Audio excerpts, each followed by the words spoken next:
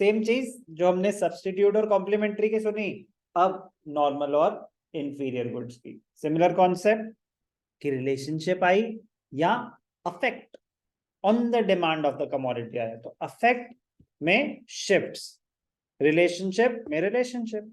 So be careful. Normal goods, most of the commodities that we usually buy are normal goods.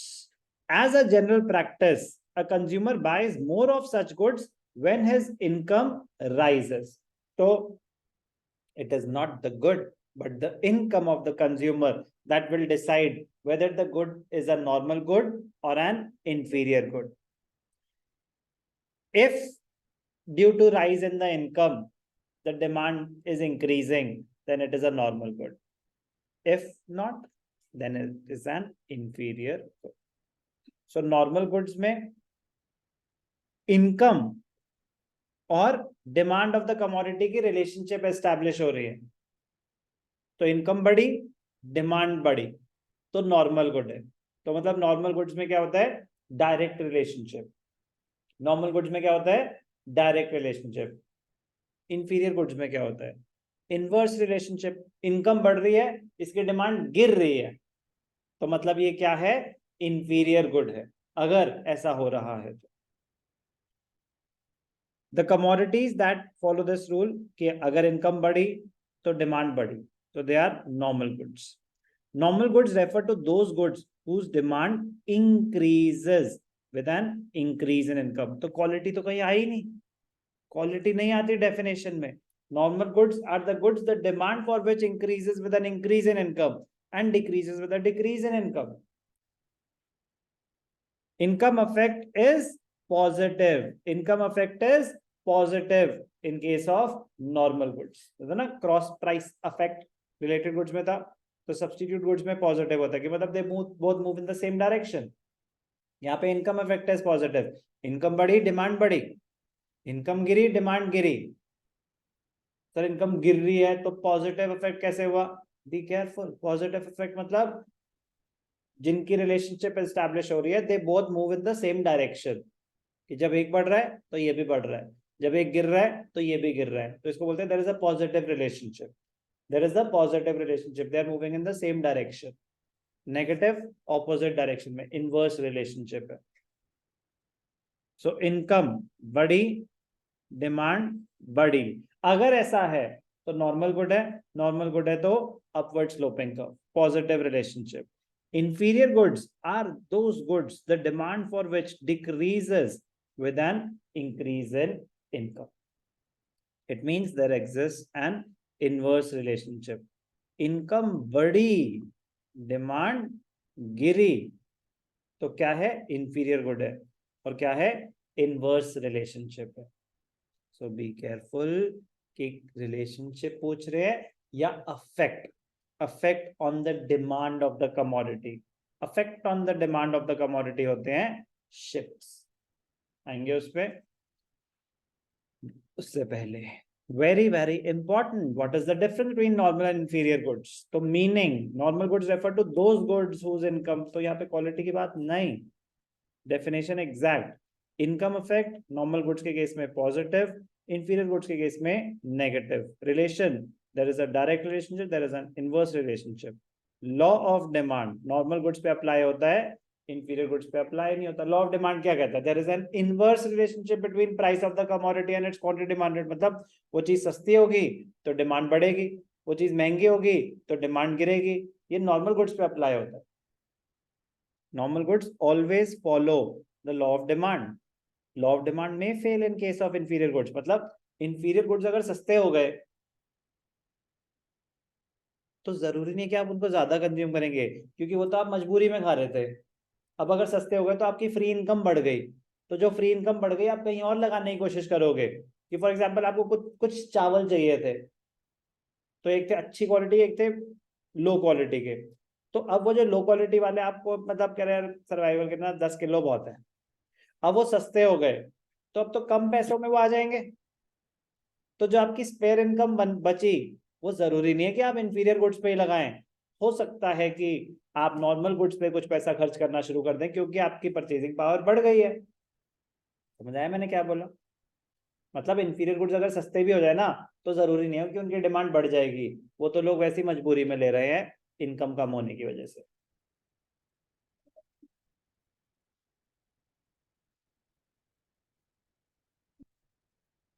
चल ध्यान से देखना कि sir inferior goods सस्ते हो गए तो जरूरी थोड़ा है कि नॉर्मल गुड्स भी सस्ते हुए होंगे। मैं कह रहा हूँ नहीं हुए, नहीं हुए। अब ध्यान से देखना, इनकम है आपकी 1000 रुपए, ठीक है ना, लेट अस अज्यूम 1000 रुपए। तो एक है कमोडिटी वन, उसका प्राइस है, राइस है 20 रुपए पर केजी, और एक है महंगी वाली, वो है 50 रुपए पर केजी। अब आपकी रिक्वायरमेंट है, मंथली रिक्वायरमेंट खाने की 50 kgs, कह रहे इतना चाहिए आपको सर्वाइवल के लिए। तो सिचुएशन वन, अब अगर वो 20 रुपए का है तो कमोडिटी वन ही कंज्यूम करोगे, 1000 रुपए खर्च हो गए, यस और no. If price of Q1 falls to ₹15 per KG, सस्ता हो गया ना। अब 50 किलो कितने के आ जाएंगे, 750 के, आपके पास 250 रुपये बच गए। तो अब आपके पास अगर 250 रुपये बच गए तो क्या जरूरी है कि अभी भी सस्ते वाला ही लो, आपकी रिक्वायरमेंट है 50 किलो की सर्वाइवल के लिए। कह रहे अब तो पैसे हैं, सेकेंड सैटरडे है, पार्टी करते हैं। तो मतलब महीने में आप एक दिन आप पार्टी कर सकते हैं क्योंकि कुछ स्पेयर इनकम जनरेट हो गई है। तो मेरा क्वेश्चन है, पार्टी में भी वो 20 रुपए किलो वाले चावल होंगे या हो सकता है कि 50 रुपए वाले ले लें? अब हो सकता है ना, क्योंकि आपकी स्पेयर इनकम जनरेट हो गई। इसको बोलते हैं रियल इनकम। इनकम तो चेंज नहीं हुई थी, रियल इनकम चेंज हो गई, परचेजिंग पावर चेंज हो गई। परचेजिंग पावर चेंज हो जाती है, प्राइस कम होने की वजह से आपकी परचेजिंग पावर बढ़ जाती है। तो जब परचेजिंग पावर बढ़ गई तो अगर मैं सेम कमोडिटी पे उसको यूज कर रहा हूँ तो वो नॉर्मल गुड होगा। अगर मैं उसको उस पर यूज नहीं कर रहा, किसी और चीज पे यूज कर रहा हूँ, तो वो जरूर इंफीरियर गुड रहा होगा। इसलिए इनकम इफेक्ट इज नेगेटिव।